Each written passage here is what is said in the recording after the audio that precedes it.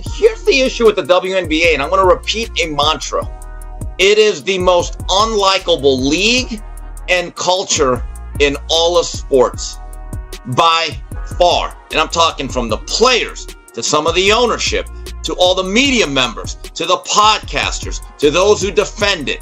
It's the most unlikable league in the whole wide world.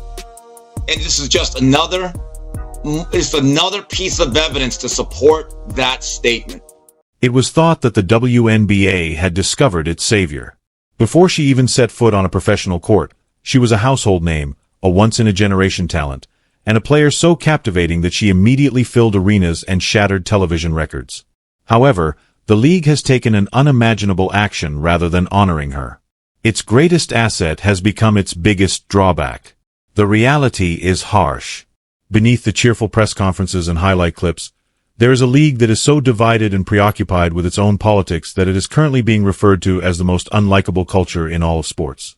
Furthermore, neither detractors nor competing organizations provide evidence to support such assertion. It stems from how they've handled the one individual who could have ensured their future.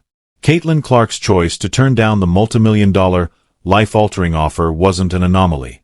It wasn't the error that some sports writers hastily labeled.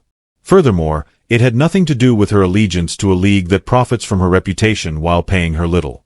It was a trap, something far more deliberate. The WNBA entered the trap with their eyes wide open due to its flawless design, and they are now unable to escape. We're revealing the news that the league doesn't want you to know today. A tale of sabotage, covert plans, and a celebrity who outwitted a whole company. Because Caitlin Clark's recent actions have the potential to bring down the entire system in addition to making the WNBA answerable for its wrongdoing. You must first comprehend the bait in order to appreciate the genius of Caitlin Clark's play. And it was perfect. WNBA players Breanna Stewart and Nafisa Collier co-founded a brand new league named Unrivaled. They didn't arrive empty-handed when they knocked on Clark's door. They gladly presented an offer akin to that of Lionel Messi. An empire, not only a contract. Just the figures were astounding. For just 8 or 10 weeks of basketball, almost $1 million. That is more than 13 times Clark's ridiculous $76,535 official rookie salary in the WNBA. To put that in perspective, she earns less than a mid-level accountant despite producing sellout crowds, record-breaking TV ratings, and millions of dollars in sponsorship revenue for the league. That is offensive in addition to being unfair. However, the proposition went beyond cash. The payment was accompanied by something even more valuable. Equity. Possession. A portion of the whole league. Clark was not being viewed as a replaceable player for the first time. The keys of power were being given to her. Something she has never been given by the WNBA. One of the creators of Unrivaled even acknowledged what everyone else was thinking. Caitlin Clark was being taken advantage of.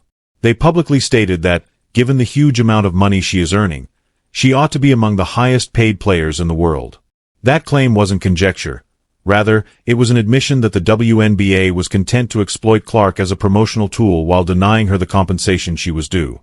The presumption was clear when this agreement came up. She would accept it. She would, of course. Why wouldn't she? Greater wealth, respect, and liberty. It was the best way out of a league that gave her pocket change and handled her like an ATM. Another reason why Caitlin Clark needs to flee the WNBA. It's a political organization. They're not serious about business. That they don't care about traditional sports fans. It's a little cult that puts out little political statements and everybody wears vote t-shirts. They don't care about making money. They don't care really about building up this league and making it profitable. They're a charity. She needs to flee the WNBA and start her own league. However, she chose to walk away rather than take the bait, which is what made her next move so disastrous. The sports world froze when Caitlin Clark declined the offer. This was unimaginable, not just surprising.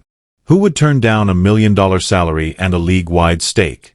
Who refuses ownership, financial independence, and the opportunity to leave a system that obviously despises them? The media rushed to provide an explanation. Some argued she needed to concentrate on her debut season, while others said she wanted more sleep. Some claimed she didn't require the additional funds, citing her endorsement deals. However, the meaning was lost in all of those explanations. Fatigue, endorsements, or WNBA loyalty had nothing to do with Clark's rejection. It has to do with delivering a message. Clark demonstrated that she was pursuing power rather than money by turning down what appeared to be the ideal chance. This was a declaration of war, not a choice made for practical reasons. Clark was playing a very different game, one that went far beyond hoops, while the WNBA was preoccupied with politics. Not only did she turn down Unrivaled's offer, but she also turned it into a weapon. She declined millions in order to draw attention to a much larger issue: the hostile, dysfunctional system she was imprisoned within. Her choice acted as a signal flare because of this. Because all of a sudden, her narrative was about more than simply sports. It has nothing to do with salary, wins, or defeats. It was about something that people outside of the basketball community were interested in. Something that might rock the league as a whole. That signal, what was it? It was the sound of the federal government intervening. The story leapt from the sports pages into the national attention as soon as Caitlin Clark turned down that offer. Suddenly, it was more than simply a celebrity transferring money. There was mounting proof that she was being singled out, taken advantage of, and silenced within the very league that relied on her. At that point, the federal government became engaged. Sean Mullen, a former White House employee, openly demanded that the WNBA be the subject of a federal probe. His assertion? That Clark was the victim of a workplace that was textbook hostile. It was a systematic campaign of abuse that the league condoned, if not promoted, rather than merely difficult play or rookie hazing. The evidence is overwhelming. She has already received 6 flagrant fouls in her first season, which is more than some veterans receive in their whole careers. Kennedy Carter shoved her to the ground, Marina Mabrey took her down hard, and she was caught off guard by intentional body checks. 10 games were lost. 10. From injuries that, had the league truly protected its brightest star, would never have occurred. Her opponents are no longer able to dispute it. Sophie Cunningham, a guard for the Phoenix Mercury, stated unequivocally that the league's best player is not being protected. Consider that. It's not a fan, it's not a talking head, and it's not a rival who has publicly acknowledged that the league is purposefully allowing its best player to be beaten. Still, there was silence at the summit. No significant fines, no actual bans, and no public defense of Clark. Every foul, shove, and injury has been handled by the WNBA as normal, whereas the player who is in charge of their record ratings is practically left to bear the consequences. Because it's no longer conjecture, the allegations of a hostile workplace struck so hard. The injuries and bruises are genuine, and the league's inaction appears to be collusion rather than just stupidity. Even while the physical targeting was terrible, the politics didn't end to the court, so it wasn't the only indication that something more serious was happening, went all the way to the Olympic arena. If the hits on the court caused some controversy, the Olympic rejection dispelled any question because politics, not performance, was at play. The truth was exposed through leaked information from seasoned journalist Christine Brennan's next book. It was inevitable that Caitlin Clark would not make the Olympic squad.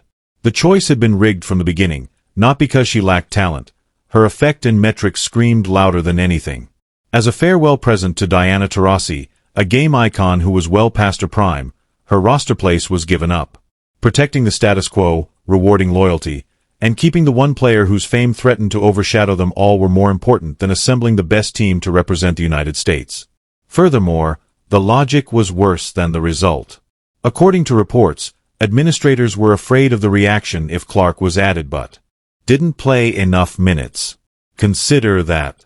They decided to keep her completely off the team rather than take the chance of her fame overshadowing veterans.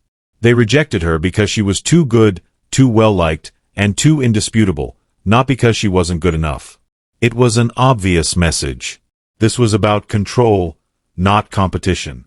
When Christy Sides, Clark's Indiana Fever coach, broke the news to him, Clark's reaction was neither loss nor rage.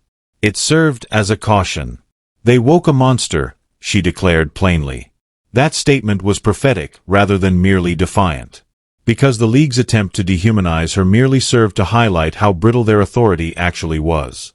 It was impossible to put that monster back to slumber once it had awakened.